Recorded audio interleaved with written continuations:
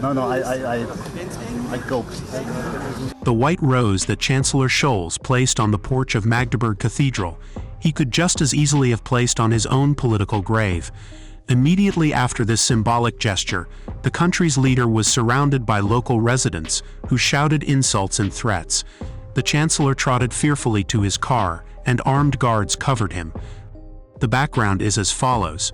On Friday, an immigrant from Saudi Arabia drove his SUV into a Christmas market in the small, cozy East German city of Magdeburg and began to run over citizens. 5 people died, including a 9-year-old child. Almost 200 people were injured, many seriously. The usual candle lighting, flower laying, church services, and political rituals were scheduled for Saturday. However, this routine did not work. The residents of Magdeburg came out to protest. Re-emigration immediately. Give us back our streets, was written on their posters.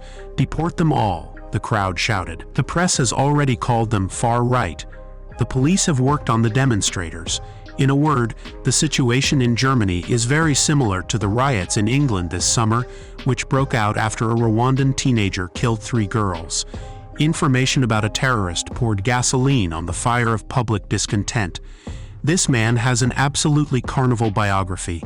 Having moved to Germany back in 2006, he received refugee status, began working as a psychiatrist in a clinic, and at the same time fought against the Islamization of Europe.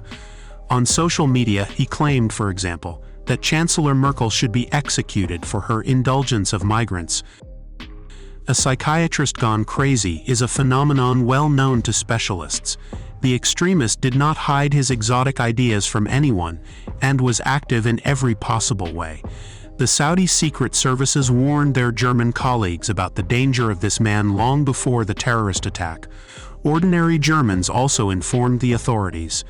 They were worried that the terrorist openly talked about his plans to blow up everything and take revenge on everyone on social networks. However, there was no reaction from the state. Either political correctness got in the way, or ordinary sloppiness. Politically, the Magdeburg election terrorist attack finished off Scholz and his SPD and gave a goal pass to his main rival, Friedrich Merz. This German politician, who worked for American corporations for half his life, allowed himself to criticize the unlimited import of migrants back in the days when it was an absolute taboo. Now he has an indestructible trump card in his hands. No doubt that Merz will become the new Chancellor of Germany, as well as that the right-wing Alternative for Germany will secure second place in the Bundestag elections, claiming at least a fifth of the voters' votes. Will these bed rearrangements save Germany from the crisis? Obviously not. The background of all this turbulence with the collapse of the government, terrorist attacks, protests is very simple. This is pure economics, and the economic situation in Germany is described by European media as a real apocalypse.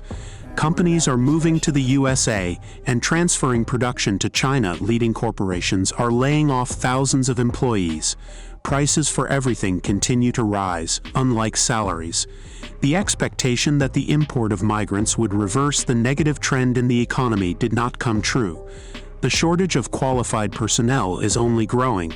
The political crisis has led to the fact that the flow of foreign investment has practically dried up.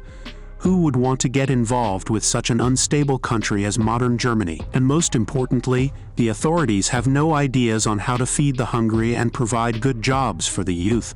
Of all the ideas, there is only rabid propaganda of hatred towards Russia, crazy spending on Ukraine and Ukrainians, real preparations for war with Russia, and calls from the Ministry of Defense to bring back compulsory conscription. And that's all. It is not surprising that citizens are taking to the streets. The masses have a terrible impression of complete abandonment.